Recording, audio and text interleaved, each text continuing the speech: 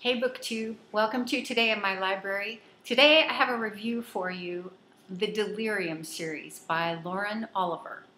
I'm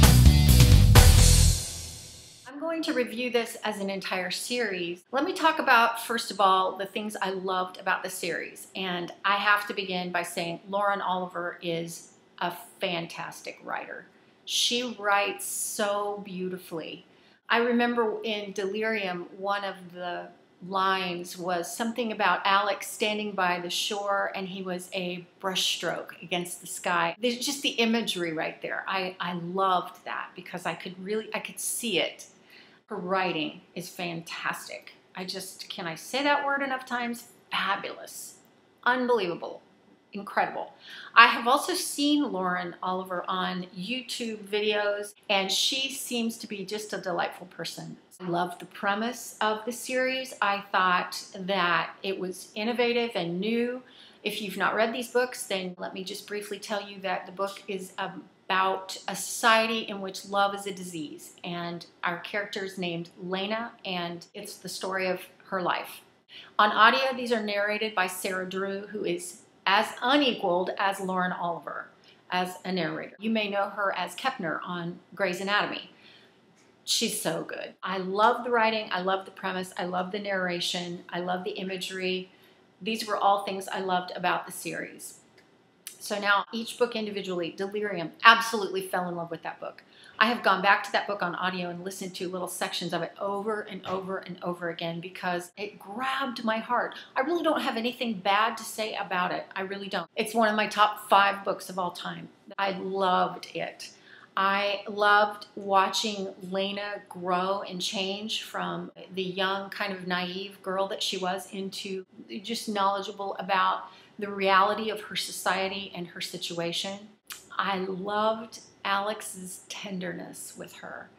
I just adored those scenes where he was so patient and so understanding and so sweet with her and kind of just led her along this path of discovery about what love really is and how it's really not a disease.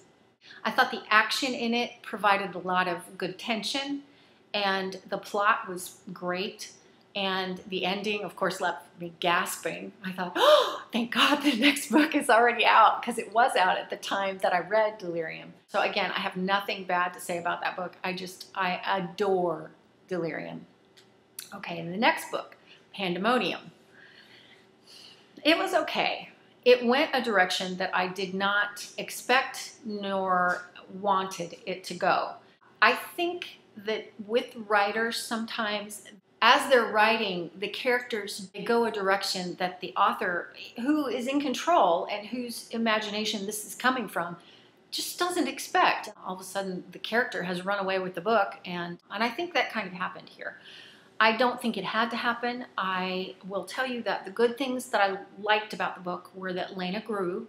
Pandemonium picks up after Lena has escaped from the town where she lives. She's out in the wilds living with people who are the outside of the society. She came into the wilds with a preconception about something that had happened. She believed something to be true that was not true, and she had to learn how to survive.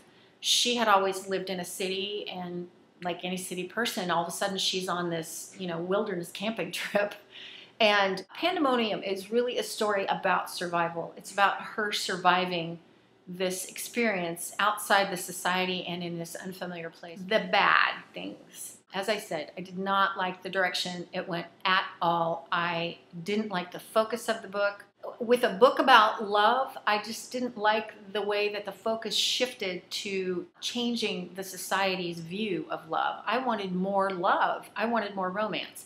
Well, in this book, Lena develops a relationship with the guy who is the son of the absolute top head of the organization that is against Delirium Nervosa. He gets kidnapped and she has to go save him.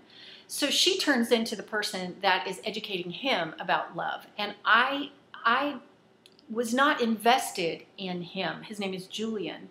And I don't think we got enough story about him in order to really be invested in him. Now, I'm sure that there will be people who will disagree with me vehemently about that, but I appreciated that he was a character and that he was part of the story, but I didn't care nearly as much about him as I cared about Lena and I cared about Alex.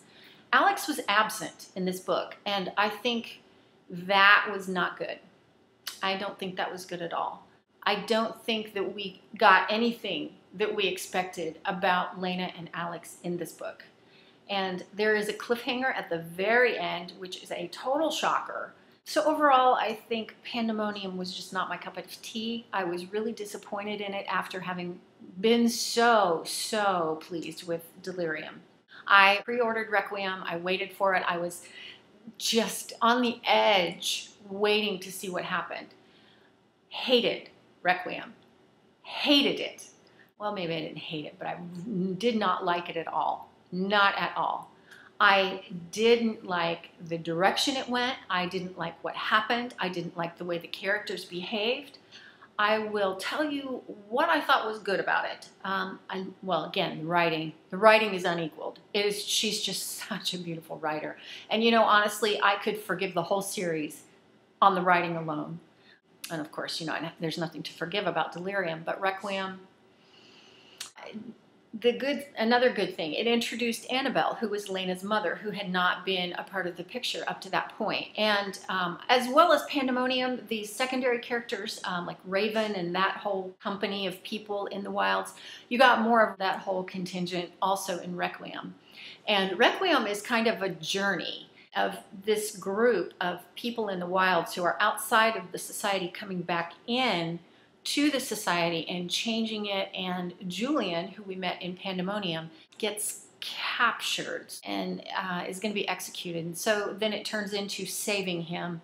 The bad parts of it were the direction and the focus. The focus was all, again, on changing the society. And what happened? What happened to Lena and Alex and their relationship?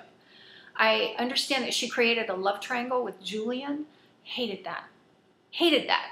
Now, I'm not opposed to love triangles, but I was not invested enough in Julian to care. Lena was so conflicted. And there's a situation that happens early on with she and Alex, because Alex comes back in this book, and it isn't realistic at all. Well, maybe it is, but I didn't feel like it was. I don't think that was what would have happened. And I certainly don't think that I was set up to believe that would happen from the previous two books.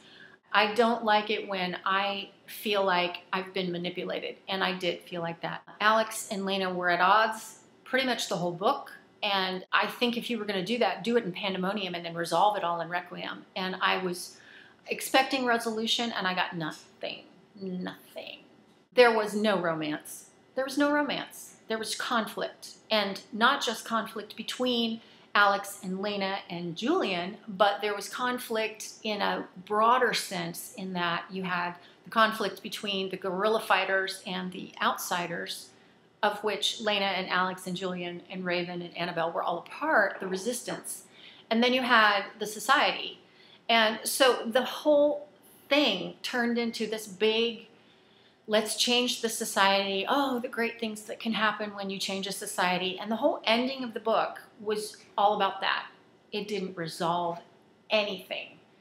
There was a tiny bit, a token, not really a resolution, but sort of a new beginning for Alex and Lena. But they had a conversation.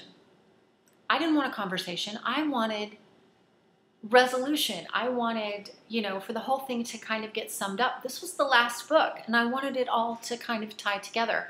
The second book, Pandemonium, was told then and now.